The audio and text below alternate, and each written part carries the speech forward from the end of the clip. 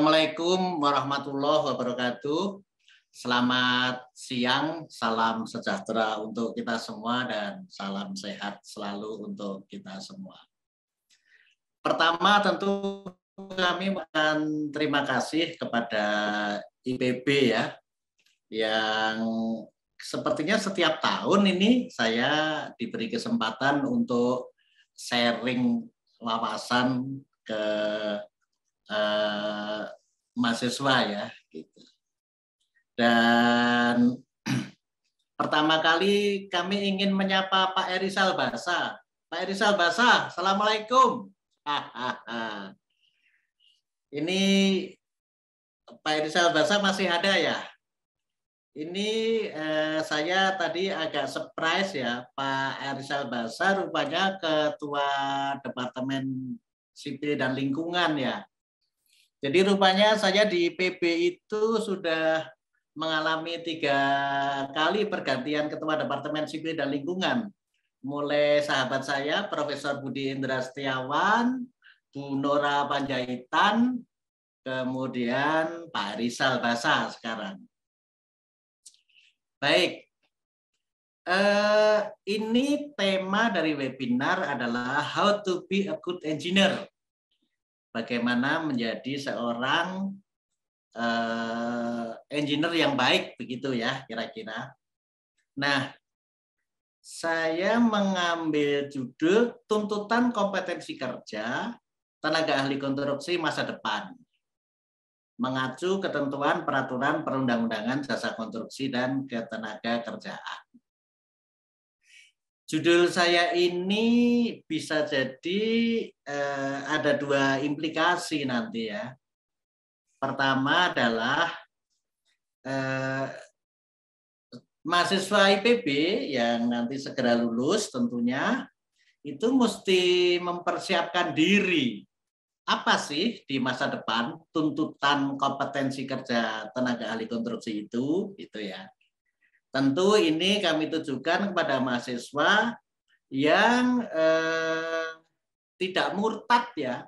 Artinya sekolahnya di Teknik Sipil dan Lingkungan IPB, tapi nanti kerjanya tetap aja di jasa konstruksi, bukan di bank atau di partai politik misalnya. Jadi konteks saya bicaranya adalah implikasi mahasiswa IPB yang akan bekerja di dunia jasa konstruksi. Kemudian implikasi kedua bisa jadi juga untuk Departemen Sipil dan Lingkungan IPB-nya sendiri ya. Karena ini insya Allah kami akan menyampaikan tuntutan kompetensi kerja tenaga ahli konstruksi yang paling update. Kenapa kami katakan paling update? Karena 2 hari yang lalu aja hal ini masih digodok terus oleh Kementerian Pekerjaan Umum dan Perumahan Rakyat. Jadi bisa jadi dunia kerja itu nanti seperti yang akan saya sampaikan ini. Nah sehingga di internal IPB kurikulumnya itu perlu menyesuaikan diri dengan para pengguna di lapangan nanti. Gitu ya. Jadi implikasinya ada 2 ya. Bagi mahasiswa IPB sendiri mesti mempersiapkan diri memasuki dunia kerja masa depan yang tuntutannya akan saya sampaikan nanti. Kemudian IPB-nya sendiri mesti kurikulumnya menyesuaikan diri dengan pasar ya, dengan dunia kerja masa depan. Nah ini Pak Erisal Basa, saya sudah memulai Pak. Tinggal Pak Erisal Basa nanti yang mengeksekusi gitu. Saya masih ingat ketika ada perubahan kurikulum, kami diundang oleh IPB. Nah mudah-mudahan ini ada perubahan yang cukup mendasar barangkali Pak di dunia kerja. Jadi barangkali kurikulumnya juga perlu ditinjau ulang begitu. Itu sapaan saya untuk Pak Erisal Basa. Kemudian juga saya ingin mengucapkan terima kasih pada NASA dan Geisa ya, yang sangat baik sekali bisa komunikasi dengan kami sehingga kami bisa memberikan paparan pada webinar kali ini. Nah, pada paparan ini kami sengaja akan menyampaikan pelan-pelan saja. Materi sudah kami share ke panitia, mohon panitia bisa share ke peserta. Kami tidak menarget bahwa materi yang telah kami siapkan bisa selesai kami paparkan semua, tidak. Kami ingin justru agar pesan saya sampai ke peserta, seperti pesan Pak Rektor tadi ya, agar webinar ini bisa memberikan pencerahan pada para peserta seminar.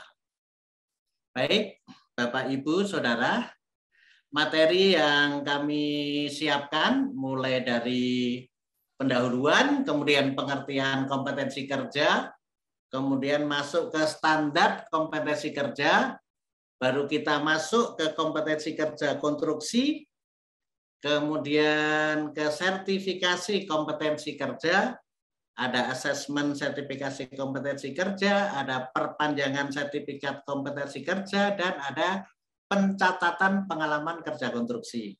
Diakhiri nanti dengan kesimpulan di penutup. Kita mulai di pendahuluan. How to be a good engineer ya. Bagaimana menjadi seorang engineer yang baik gitu. Cara untuk menjadi engineer yang baik telah banyak dibahas di berbagai media. Ada yang membahas dari sudut pandang perguruan tingginya, pengalamannya, dan lain sebagainya. Pak Reza tadi dari sudut pandang penerapan teknologi tercanggihnya, gitu ya.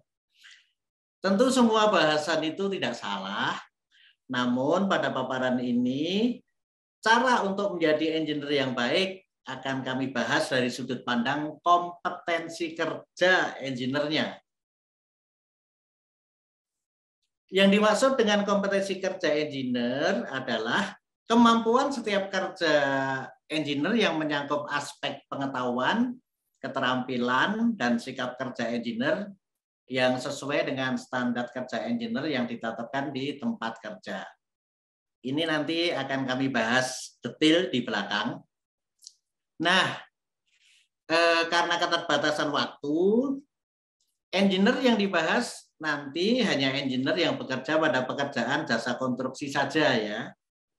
Jadi sekali lagi hanya untuk jasa konstruksi, itu pun hanya bidang sipil, tata lingkungan, dan manajemen pelaksanaan saja. Ini kami sesuaikan dengan Departemen Teknik Sipil dan Lingkungan IPB. Jadi saya mengasumsikan bahwa ini terkait dengan bidang sipil dan tata lingkungan.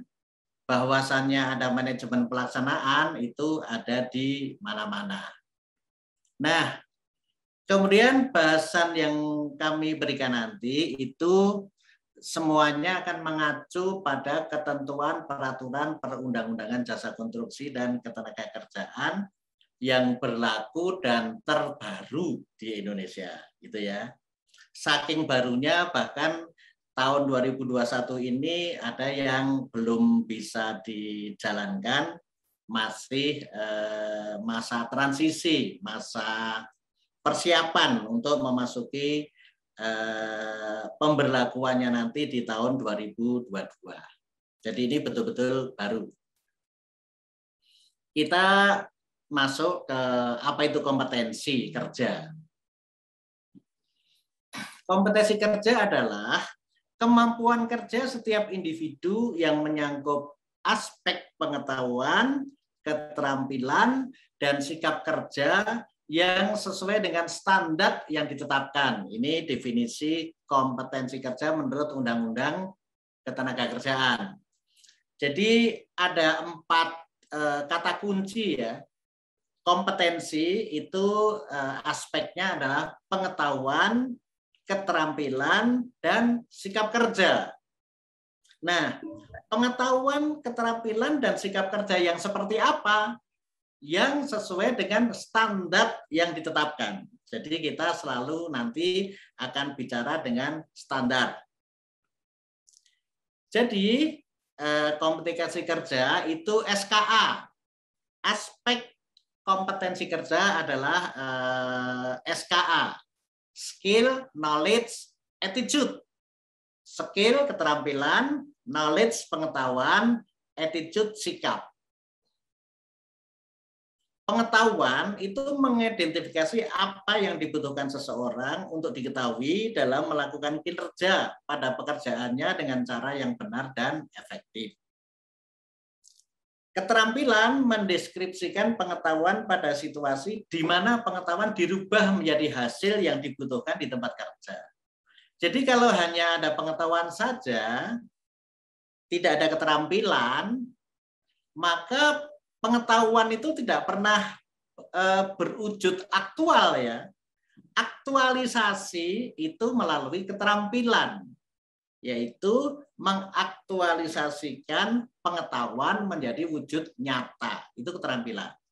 Nah, sikap itu dideskripsikan sebagai alasan dibalik kebutuhan pengetahuan tertentu atau mengapa keterampilan dilakukan dengan cara tertentu.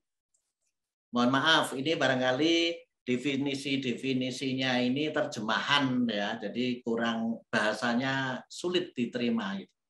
Tapi yang kita tangkap adalah kompetensi itu aspeknya ada 3, SKA, skill, knowledge, attitude, gitu ya. Dari sini sebetulnya mahasiswa IPB mulai merasakan ya, sebetulnya yang diperoleh dari kuliah ini apa? Skillnya, knowledge-nya, atau sikapnya, gitu ya. Oke, nah ada dimensi kompetensi kerja. Di sini ada task skill, task management skill, job role environment skill, transfer skill, dan contingency management skill. Task skill adalah kemampuan melaksanakan tugas individu. Jadi orang dikatakan kompeten itu kalau dia mampu melaksanakan pekerjaan sendirian. Task management skill, kemampuan mengelola sejumlah tugas yang berbeda dalam suatu pekerjaan. Jadi seorang dikatakan kompeten itu kalau mampu melaksanakan pekerjaan yang bermacam-macam, gitu ya. Kemudian macet ini saya. Job role environment skill, kemampuan menyesuaikan dengan tanggung jawab dan harapan aturan lingkungan kerja. Jadi seseorang dikatakan kompeten itu tidak semau gue begitu ya. Dia harus mempunyai dimensi kompetensi berupa job role environment skill. Kemampuan menyesuaikan dengan tanggung jawab dan harapan atau lingkungan kerja. Dalam dunia praktek, lingkungan itu terkadang berupa SOP, ya, juga berupa standar-standar, juga berupa ketentuan peraturan perundang-undangan. Jadi seorang dikatakan kompeten, dia kalau punya job role environment skill, dia mengikuti SOP, mengikuti SNI, mengikuti ketentuan perundang-undangan, begitu. Nah ini pengalaman saya di praktisi, sering sekali kalangan akademisi ini suka punya aturan sendiri gitu ya. Indonesia sudah punya SNI, sering-sering tidak dipakai karena dia menggunakan standar dari asal sekolah dari negaranya dulu. Transfer skill. Kemampuan dalam beradaptasi pada konteks dan persyaratan berbeda pada lingkungan baru. Jadi seseorang dikatakan kompeten itu kalau dia juga mempunyai transfer skill. yaitu bisa beradaptasi dengan konteks dan persyaratan yang berbeda. Misalnya biasanya seminar itu dengan tatap muka, dengan pertemuan langsung. Tapi karena keadaan, kondisi, sekarang seminar-seminar itu dengan webinar. Jadi mesti seorang dikatakan kompeten harus bisa beradaptasi dengan penggunaan Zoom meeting misalnya. Nah, kemudian contingency management skill, kemampuan merespon dan mengelola kejadian irreguler. Itu ya. Jadi seseorang itu dikatakan kompeten kalau dia mampu merespon dan mengelola kondisi-kondisi yang tidak biasa terjadi. Gitu. Misal tiba-tiba lampu mati, misalnya tiba-tiba alat kita macet, bagaimana merespon dan mengelola kondisi-kondisi seperti ini? Begitu. Ini dimensi itu apa? Ruang lingkup ya. Ruang lingkup seseorang dikatakan kompeten itu tidak hanya task skill, melakukan tugas individu, tapi juga harus mampu mengelola sejumlah tugas, task management skill. Dan dia harus patuh dan tunduk pada lingkungan. Ada SOP, ada peraturan, ada undang-undang, ada SNI. Jadi dia juga harus job role informant skill. Nah, dia juga harus mempunyai transfer skill, ya, dalam kondisi-kondisi hal yang baru, ya, itu dia harus mampu beradaptasi. Ada HP baru, laptop baru, peralatan baru, ya, itu harus dia mempunyai transfer skill. Dan bahwa di dalam pekerjaan itu semuanya tidak mulus. Terkadang terjadi kondisi-kondisi hal yang tidak diduga, kondisi-kondisi tidak biasa, kondisi-kondisi irreguler, dan seorang dikatakan kompeten kalau dia mempunyai kemampuan contingency management skill, mampu merespon dan mengelola kejadian irreguler dan masalah. Jadi secara singkat, aspek dan dimensi kompetensi kerja itu ini. SKA, dia mempunyai skill, knowledge, dan attitude. Dan skill, knowledge, dan attitude-nya itu dalam ruang lingkup dimensi task skill, transfer skill, contingency management skill, task management skill, dan job role informant skill. Itu pengertian kompetensi. Kami perluas lagi employability skill. Apa itu? Keterampilan yang dapat ditransfer, diterapkan pada beberapa kondisi yang dibutuhkan oleh seseorang untuk menjadikannya dapat dipekerjakan. Nah ini, seseorang, sebut aja lulusan IPB gitulah, lulusan Departemen Teknik Sipil dan Lingkungan IPB, itu agar dapat dipekerjakan, itu harus mempunyai employability skill. Apa itu? Pertama, komunikasi. Jadi dia harus terampil memberikan kontribusi pada produktivitas dan harmonisasi antara pekerja dan pelanggan. Komunikasi itu intern dan ke ekstern ya. Intern berarti harus berkomunikasi dengan intern organisasinya, kantornya, perusahaan, proyeknya, begitu. Kemudian komunikasi ekstern itu biasa disebut dengan pelanggan. Pelanggan itu bisa konsultan, bisa owner, bisa supplier, begitu. Kemudian kerjasama tim, keterampilan berkontribusi pada hubungan kerja yang produktif dan hasil-hasilnya. Jadi seseorang itu dapat dipekerjakan kalau dia bisa bekerja sama dalam sebuah tim. Gitu. Kemudian pemecahan masalah, mempunyai keterampilan berkontribusi terhadap hasil-hasil yang produktif. Jadi seseorang dapat dipekerjakan kalau dia punya kemampuan pemecahan masalah. Dia harus menjadi problem solver, bukan menjadi problem maker, gitu ya. Kalau orang-orang yang hanya bisa bikin problem maker itu sulit untuk dapat dipekerjakan. Inisiatif dan wirausaha, keterampilan berkontribusi terhadap hasil-hasil yang inovatif. Kemudian perencanaan dan pengorganisasian. Keterampilan berkontribusi pada perencanaan strategik jangka pendek dan jangka panjang. Jadi seseorang itu bisa supaya dapat dipekerjakan, dia harus paham dengan organisasinya ya, dengan perencanaan strategik organisasi. Dia mesti tahu visi misi perusahaan gitu ya.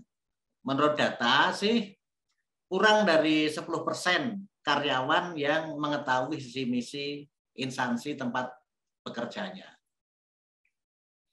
Manajemen diri, keterampilan berkontribusi terhadap kepuasan pekerja dan perkembangannya. Jadi seseorang dapat dipekerjakan itu kalau dia punya kepuasan untuk berkembang di tempat bekerja.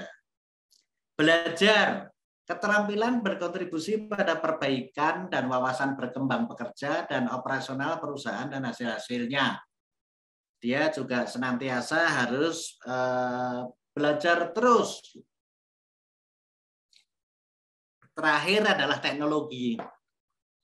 Seperti tadi disampaikan Pak Reza ya. Jadi seseorang itu dapat dipekerjakan kalau dia punya keterampilan untuk menyerap teknologi. Dalam hal ini teknologi sering diartikan adalah kontribusi terhadap keefektifan pelaksanaan tugas. Jadi dengan teknologi itu tugas-tugas bisa diselesaikan dengan efektif. Baik. Nah, sekarang kami kenalkan istilah baru yang namanya Kerangka Kualifikasi Nasional Indonesia, disingkat KKNI. Apa itu? KKNI adalah penjenjangan kualifikasi kompetensi yang dapat menyandingkan, menyetarakan, dan mengintegrasikan antara bidang pendidikan, pelatihan kerja, serta pengalaman kerja dalam rangka pemberian pengakuan kompetensi kerja sesuai dengan struktur pekerjaan di berbagai sektor. Setiap jenjang kualifikasi pada KKNI memiliki kesetaraan dengan capaian pembelajaran yang dihasilkan melalui pendidikan, pelatihan kerja, atau pengalaman kerja. Jadi KKNI di Indonesia itu ada 9 tingkatan. Ada 9 level gitu ya. Level 1, 2, 3, 4 disebut operator. Level 4, 5, 6 disebut teknisi atau analis.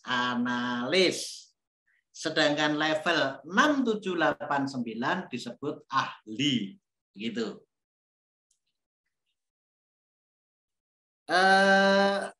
Apa bedanya? Apa definisinya? Apa yang membedakan antara level-level itu? Ini misalnya kalau di level 1 itu hanya dikatakan mampu melaksanakan tugas sederhana, itu misalnya. Tetapi di level 9 itu dikatakan mampu mengembangkan pengetahuan, mampu memecahkan permasalahan, begitu ya. Jadi ini beda sekali antara kemampuan, keterampilan, dan sikap yang dituntut oleh level 1 dengan level 9 itu bedanya jauh sekali. Nanti bisa dibaca sendiri di materi. Nah, kita juga kami kenalkan dengan istilah taksonomi Bloom, yaitu struktur hierarki yang mengidentifikasi keterampilan dari tingkat yang paling rendah ke tingkat paling tinggi. Bloom ini nama orang ya, Benjamin S. Bloom, tahun 1956. Maksudnya adalah begini. Jadi keterampilan itu bisa diidentifikasi dari kata kerjanya. Pengetahuan itu paling rendah. Di atasnya adalah pemahaman. Di atasnya pengaplikasian. Di atasnya lagi penganalisisan. Di atasnya lagi penyatuan. Di atasnya lagi pengevaluasian. Begitu. Nah, untuk keterampilan yang pengetahuan dan pemahaman itu bisa dicapai dengan pembelajaran aktif atau pasif. Sedangkan pengaplikasian, penganalisisan, penyatuan, pengevaluasian itu hanya dapat dicapai dengan pembelajaran aktif gitu. Jadi dari sini sebetulnya kalau kita biasa berorganisasi, kalau ada job description, deskripsi kerja, dari kata-katanya kita sudah tahu. Kalau menetapkan, mengulangi, mencatat itu levelnya di bawah. Kalau menerjemahkan, mendiskusikan itu udah di atasnya. Kalau menginterpretasi, mengaplikasikan itu di atasnya lagi. Kalau menganalisis, mempertimbangkan itu di atasnya lagi. Kalau menyusun, merencanakan itu di atasnya lagi. Dan yang paling atas itu mengkritik, mengevaluasi, menilai, merevisi. Nah, itu menurut taksonomi Bloom ini hierarki yang paling atas. Baik. Nah, tadi dikatakan ada kesetaraan pendidikan, pelatihan, dan pengalaman. Ini jenjang pendidikan formal ya. Kita sudah sangat mengenal di pendidikan formal itu mulai dari SMA, kemudian S1, S2, S3. Kemudian di kejuruan atau vokasi itu mulai dari SMK, D1, D2, D3, D4 gitu. Kemudian ada profesi, spesialis dan super spesialis. Nah, di dunia kerja itu ada operator, teknisi atau analis dan ada ahli. Nah, penyetaraannya bagaimana? Ini. Jadi kalau di dunia pendidikan formal, S3 itu levelnya 9, maka di dunia kerja level 9 itu adalah ahli utama gitu ya.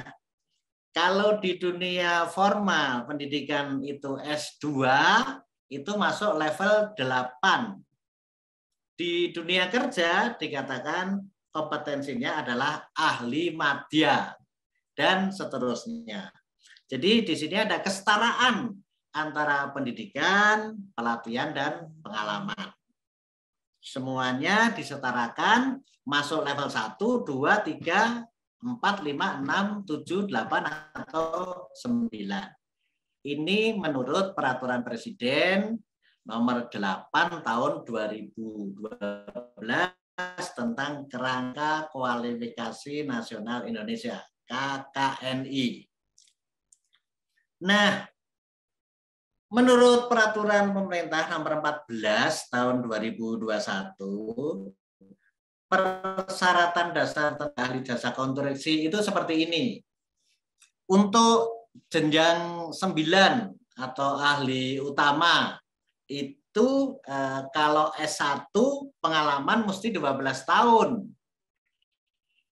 Kalau lulusan S2 pengalaman 8 tahun. Nah, kalau doktor itu tanpa pengalaman langsung masuk jenjang 9. Dan seterusnya nanti bisa dibaca sendiri. Tapi jangan lupa persyaratan kompetisinya harus lulus uji kompetensi jabatan ahli jenjang 9. Ini baru persyaratan dasar. Persyaratan dasar adalah persyaratan awal sebelum ikut uji kompetensi. Nah, untuk apa sih level-levelan tadi itu, jabatan-jabatan tadi itu untuk apa? Ini misalnya dalam suatu proyek, ya. Jadi kepala proyek itu levelnya 9. karena jabatannya ahli utama. Kemudian di bawah kepala proyek biasanya ada, ini proyek konstruksi ya, biasanya ada manajer logistik, manajer lapangan, site manager ya, ada manajer administrasi, ada manajer teknik, itu jabatan ahli madya itu level 8.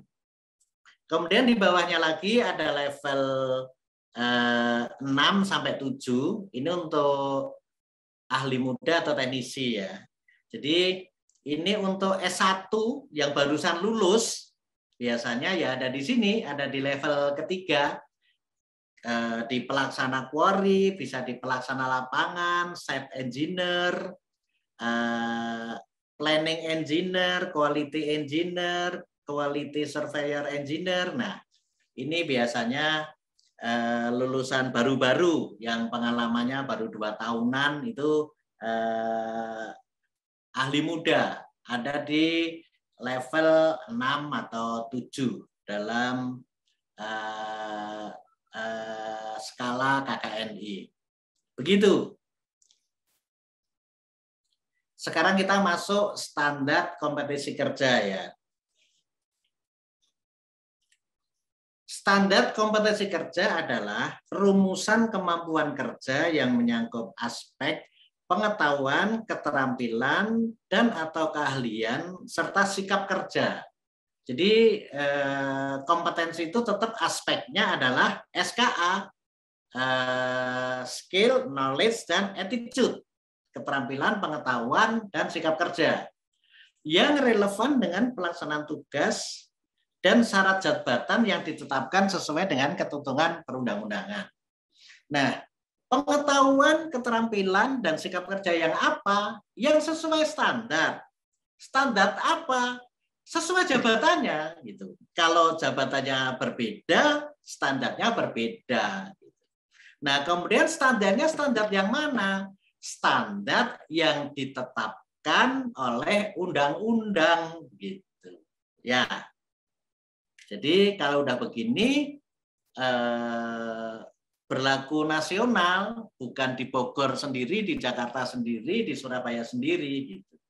Tapi berlaku umum di seluruh Indonesia. Standar kompetensi kerja itu ada 3. Pertama, standar kompetensi kerja nasional Indonesia, disingkat SKKNI. Yaitu rumusan kemampuan kerja yang menyangkut aspek pengetahuan, keterampilan, dan atau keahlian, serta sikap kerja yang relevan dengan pelaksanaan tugas dan syarat jabatan yang ditetapkan sesuai dengan ketentuan perundang-undangan, itu SKKNI. Ada standar internasional, standar yang dikembangkan oleh organisasi standarisasi internasional. Standar internasional dapat diperoleh untuk dipergunakan sebagai bahan pertimbangan dan berlaku di seluruh dunia. Kemudian ada standar khusus atau spesifik, yaitu standar yang dikembangkan oleh organisasi otoritas yang mempunyai tugas di bidang standarisasi untuk dipergunakan secara khusus atau spesifik dan dipublikasikan secara formal bagi komunitas spesifik atau dalam bentuk jurnal. Dari 3 standar ini, standar kompetensi kerja nasional Indonesia, standar internasional, dan standar khusus, kami beri contoh satu saja, yaitu standar kompetensi kerja nasional Indonesia. Standar kompetensi kerja nasional Indonesia atau SKKNI itu berisi unit-unit kompetensi yang merupakan hasil identifikasi kebutuhan kompetensi di tempat kerja. Jadi sekali lagi, bicara kompetensi itu dikaitkan dengan tempat kerja. Masing-masing unit kompetensi merupakan bagian dari persyaratan di tempat kerja seperti pengetahuan dan keterampilan untuk melaksanakan pekerjaan, termasuk yang terkait dengan keselamatan dan kesehatan kerja, kemampuan literasi dan matematika dasar.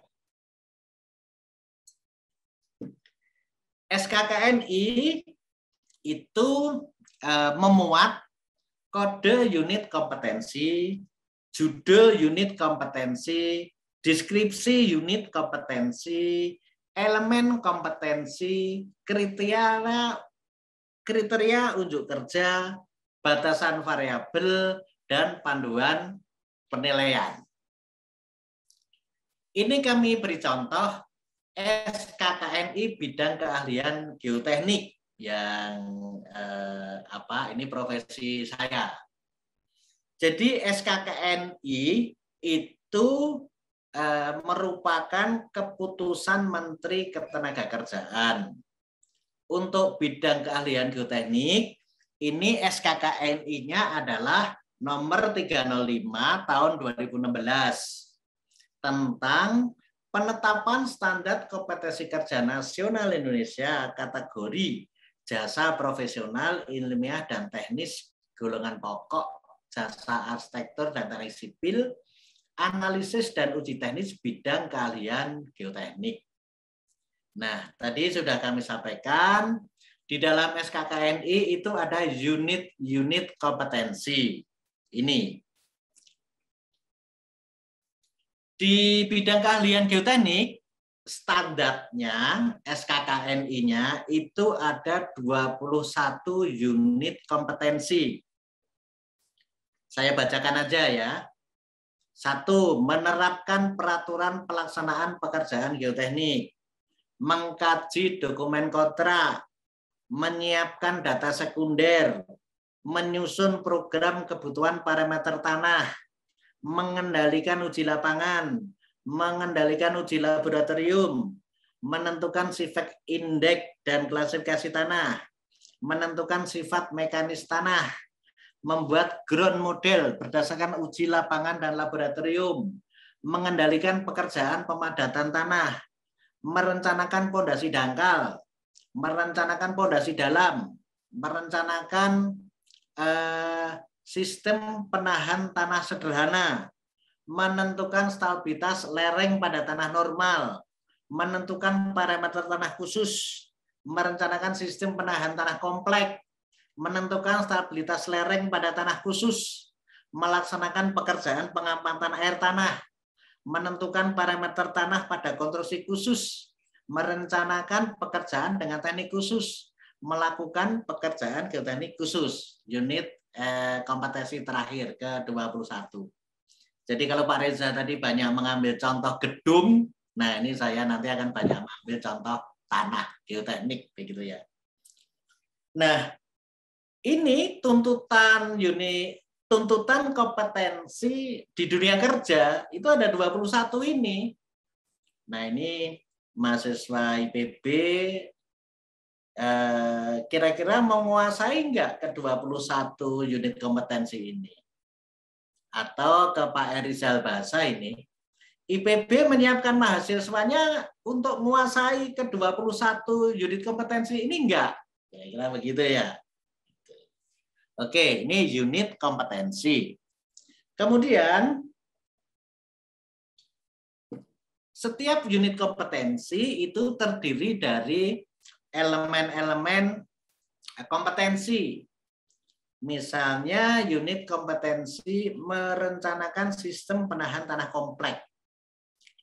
Itu terdiri dari 3 elemen kompetensi, yaitu merencanakan dinding penahan tanah, dangkal, dan tanah khusus, merencanakan dinding penahan tanah dalam dan atau pada tanah khusus, dan ketiga, menyusun laporan hasil rencana dinding penahan tanah kompleks.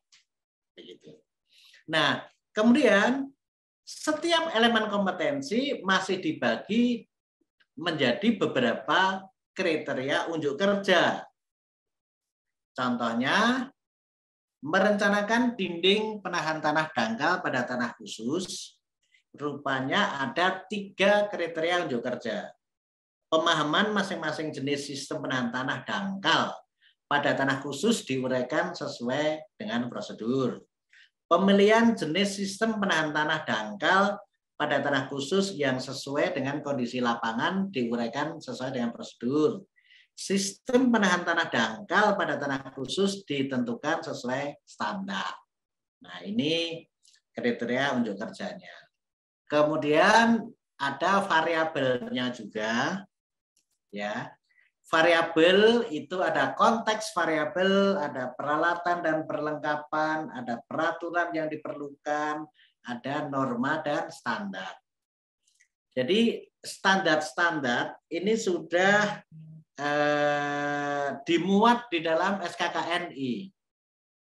Jadi seseorang nanti dikatakan kompeten dalam bidang geoteknik itu kalau memahami standar-standar ini, SNI 2828/2011 tentang metode uji densitas tanah di tempat atau lapangan dengan alat konspasir misalnya. Standar Nasional Indonesia SNI 031744181989 tentang panduan pengujian CBR lapangan gitu misalnya. Ini standar-standarnya ini sudah dimasukkan di dalam batasan variabel setiap SKKNI tergantung bidangnya. Ini tadi bidang geoteknik. Selain batasan variabel juga ada panduan penilaian. Nah, ini panduan penilaian inti untuk memandu ketika dilakukan uji kompetensi. Di sini ada hal penting adalah aspek kritis yang ini harus dikuasai oleh orang-orang yang ingin mempunyai sertifikat kompetensi kerja di bidang geoteknik. Aspek kritisnya, ini tadi unit kompetensi tadi ya, itu ketelitian dalam menentukan parameter tanah yang diperlukan untuk analisis sistem penahan tanah. Dalam ketelitian dalam mengumpulkan hasil analisis sistem penahan tanah dalam sesuai standar. Jadi aspek kritis untuk unit kompetensi penahan tanah tadi itu adalah tentang ketelitian menentukan parameter, kemudian ketelitian dalam mengumpulkan hasil analisa. Oh iya, ini mumpung ada bahannya. Sikapnya gimana? Mungkin kalau bicara tentang pengetahuan, bicara tentang keterampilan gitu di jasa konstruksi mudah ya diterangkan ya. Nah, sekarang sikapnya yang diperlukan seperti apa? Dalam unit kompetensi dinding penahan tanah ini, sikap kerja yang diperlukan adalah teliti dalam dinding penahan tanah dangkal pada tanah khusus. Disiplin melakukan koordinasi dalam kelompok kerja sesuai dengan prosedur yang ditetapkan. Disiplin menghadapi pertemuan koordinasi di tempat kerja. Tanggung jawab, ya inilah. Ini kami sudah mulai memperkenalkan tentang sikap kerja untuk menjadi seorang engineer yang baik ya. Teliti, disiplin, tanggung jawab. Nih, oke. Kemudian kita masuk ke, bagaimana ketelusuran? Kalau kita tracing ya, SKKNI itu kalau di tracing di dunia industri itu apa sih?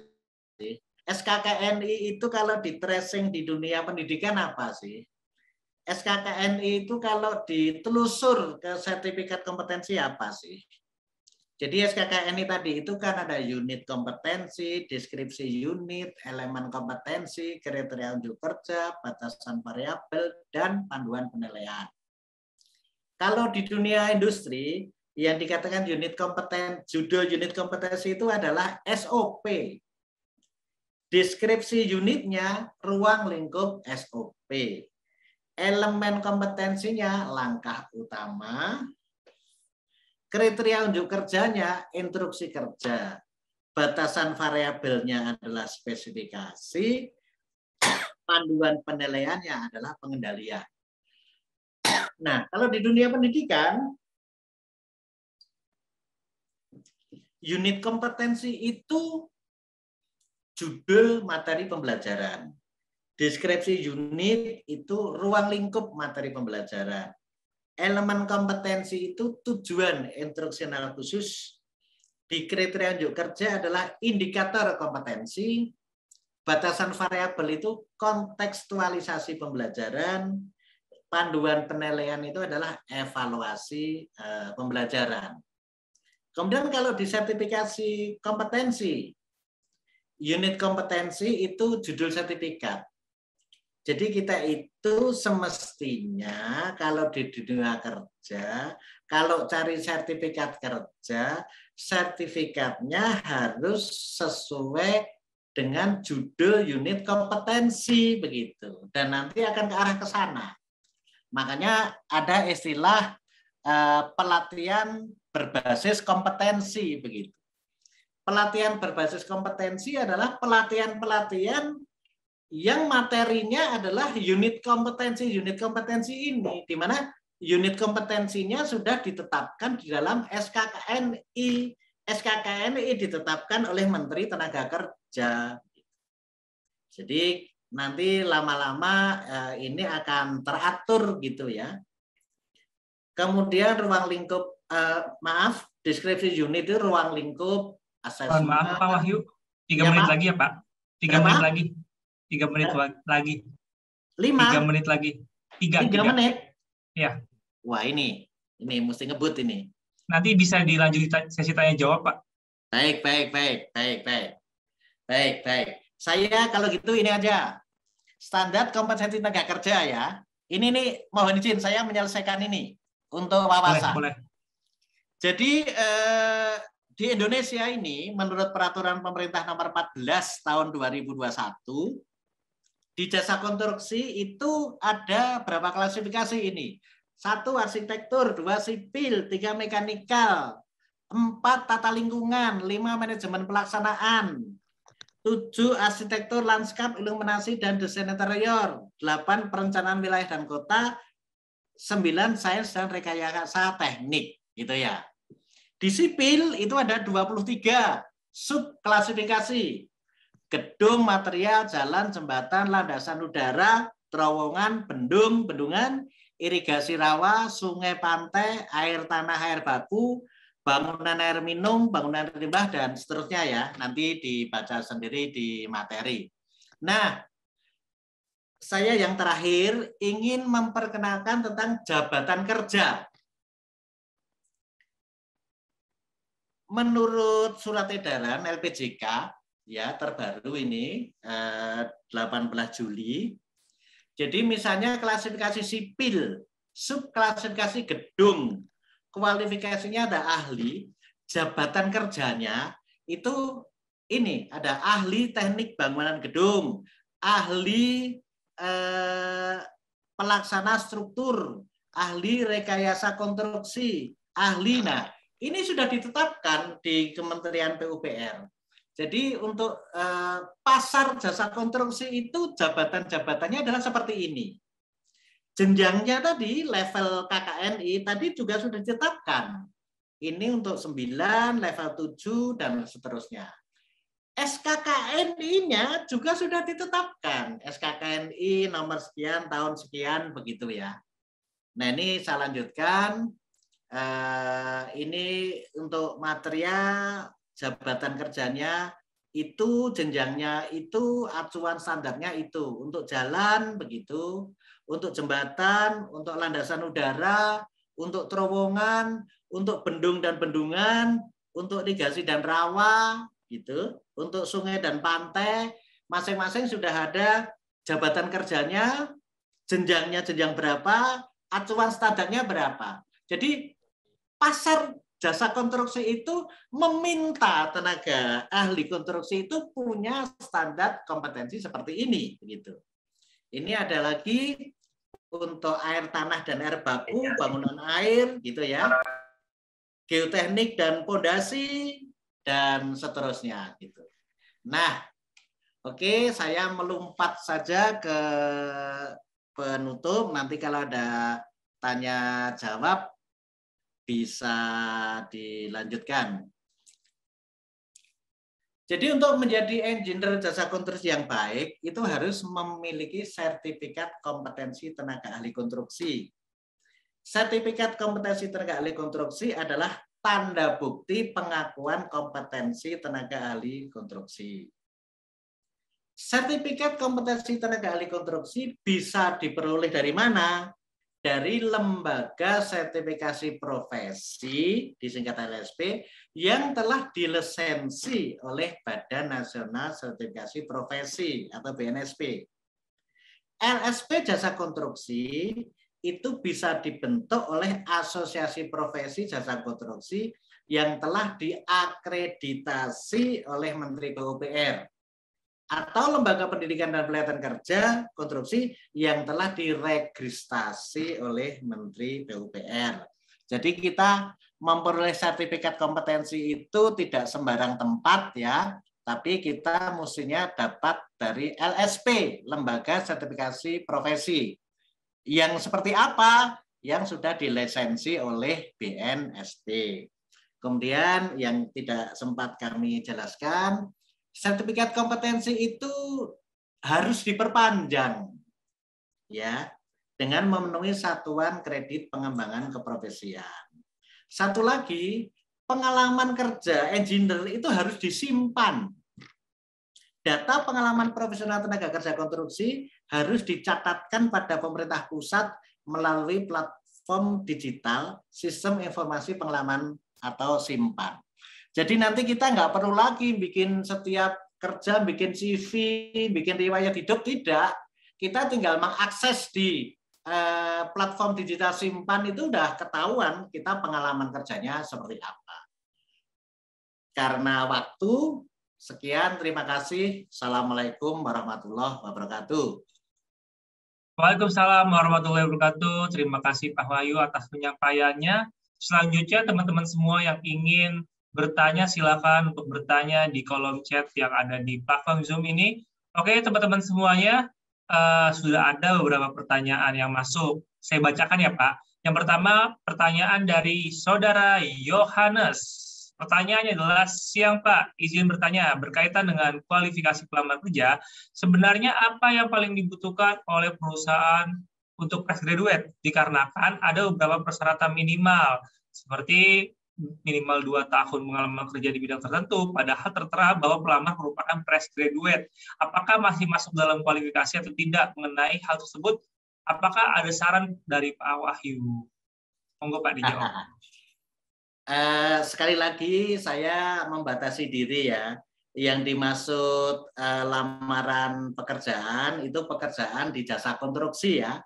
Bukan lamaran pekerjaan di bank, bukan pekerjaan di instansi pemerintah, bukan pekerjaan sebagai dosen, begitu ya. Ini jasa konstruksi saja.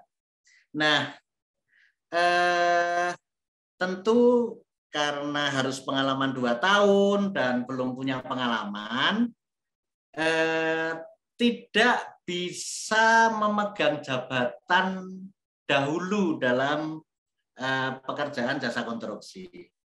Tadi di struktur organisasi sudah kami sampaikan kan, untuk kepala proyek level 9, kemudian di bawahnya level 8, di bawahnya lagi level 7 gitu. Nah, untuk fresh graduate ini tanpa pengalaman bisa saja masuk, tetapi menurut undang-undang ya, karena belum memenuhi syarat dasarnya aja belum memenuhi syarat dasar untuk memperoleh sertifikat kompetensi kerja, dan sertifikat kompetensi kerja itu terkait dengan jabatan tertentu di pekerjaan gitu ya.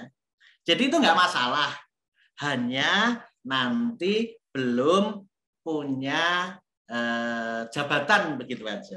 Staf nggak apa-apa, asisten nggak apa-apa begitu. Jawaban saya seperti itu. Baik, terima kasih Pak atas jawabannya. Selanjutnya kita ke pertanyaan yang selanjutnya dari Saudara Luis Fernando. Permisi izin bertanya, saya masih siswa SMA, namun bercita-cita masuk jurusan teknik sipil Pak. Untuk kompetensi di dunia kerja seperti yang tadi Bapak sudah jelaskan, apakah pada saat di dunia kerja akan ada bimbingan semisal untuk seorang fresh graduate, atau kami sebagai fresh graduate harus belajar sendiri dari berbagai pengalaman yang lain? Jadi sebaiknya kita memilih ya. Tadi kan jabatan kerja di teknik sipil tadi kan ada klasifikasinya macam-macam. Setiap klasifikasi dibagi sub-sub klasifikasi. Kemudian setiap sub klasifikasi kan tadi ada jabatan kerja begitu. Nah, di materi sudah kami sampaikan, tapi tadi tidak sempat kami presentasikan ya. Jadi di Indonesia ini ada namanya Asosiasi Profesi Jasa Konstruksi begitu. Nah, dari sanalah nanti yang membimbing ya.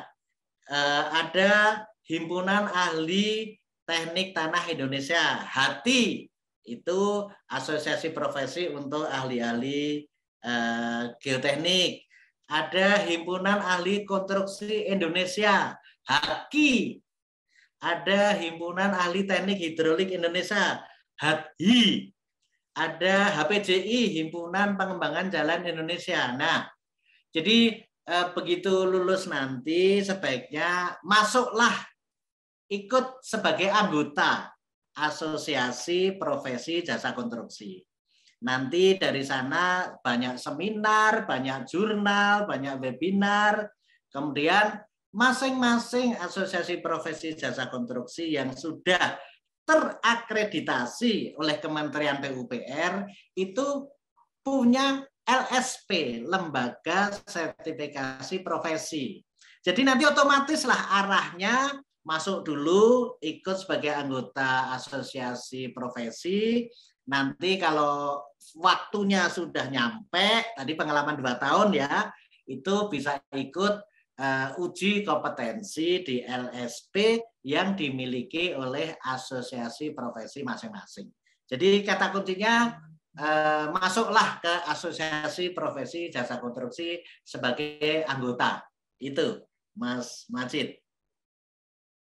Baik, selanjutnya ada pertanyaan lagi Pak dari Puspa Maharani. Pak, izin bertanya mengenai ujian kompetensi itu apakah dilaksanakan setiap tahun atau ada periode khusus untuk uji kompetensinya?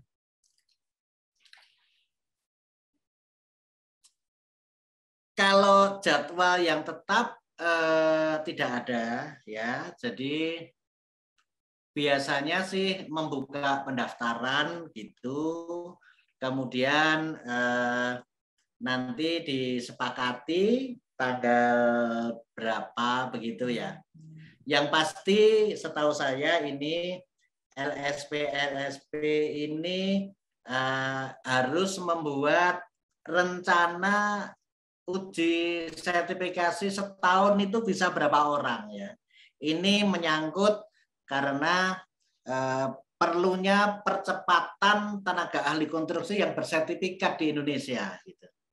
Jadi untuk diketahui juga, mudah-mudahan saya nggak salah ya, di tahun ini LSP Jasa Konstruksi belum ada yang melakukan uji kompetensi. Baru mulai tahun 2022.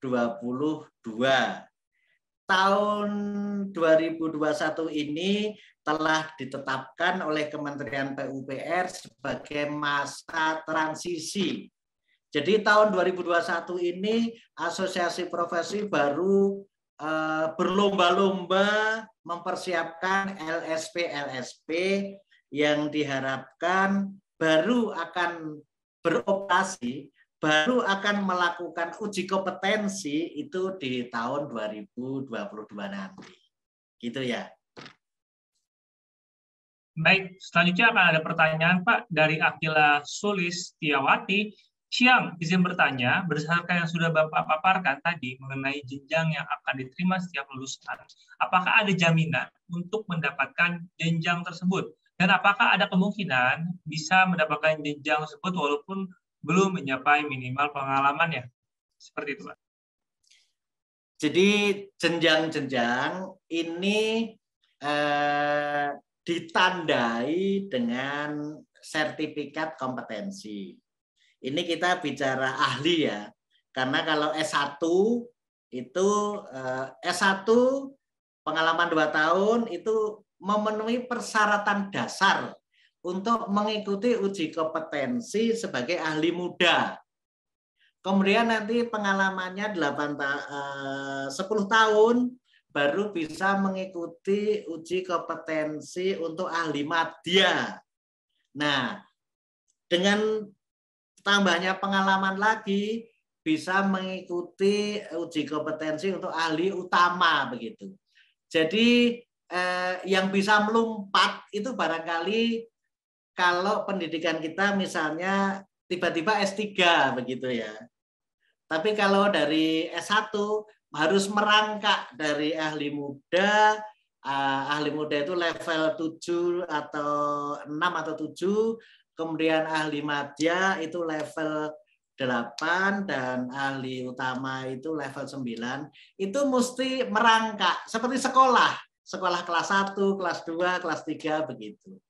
Dan kalau kita ikuti uji kompetensi dan dinyatakan kompeten dan kita sudah memperoleh sertifikat kompetensi, itu otomatis pengakuan itu ada karena sertifikat kompetensi adalah bukti pengakuan bahwa kita itu sudah kompeten. Dan nanti bentuknya sertifikat itu se-Indonesia seragam. Yang atasnya ada gambar logo Garuda. Jadi ini betul-betul kemajuan yang luar biasa di jasa konstruksi. Nanti kompetensi tenaga ahli jasa konstruksi itu akan seragam ya, yang tidak macam-macam lagi gitu. Sertifikatnya sama, jabatan kerjanya sudah diatur seperti tadi yang kami sampaikan, banyak sekali jabatan kerja begitu. Nah, tinggal mulai mahasiswa itu kalau bisa sih kita sudah punya cita-cita ya, kita sudah mulai ngincer kemana begitu. Kira-kira begitu jawaban saya. Baik, terima kasih Pak Wahyu tadi atas jawabannya. Pertanyaan terakhir tadi sekaligus penutup sesi kali ini. Terima kasih Pak. Semoga ilmu-ilmu yang tadi Bapak berikan bisa bermanfaat bagi semua yang menyimak. Oke, selanjutnya saya boleh ini ya. Mohon dari saya bisa di-share karena tadi yang saya sampaikan baru sebelum ada separuh tadi yang kami sampaikan tadi ya. Tolong bisa di-share ke peserta. Terima kasih. Siap. Tolong panitia nanti materi dari Pak Wahyu ini bisa ke peserta agar lebih bermanfaat ya Pak ya. Oke, selanjutnya karena sesinya sudah selesai, saya kembalikan kepada Cempaka kembali.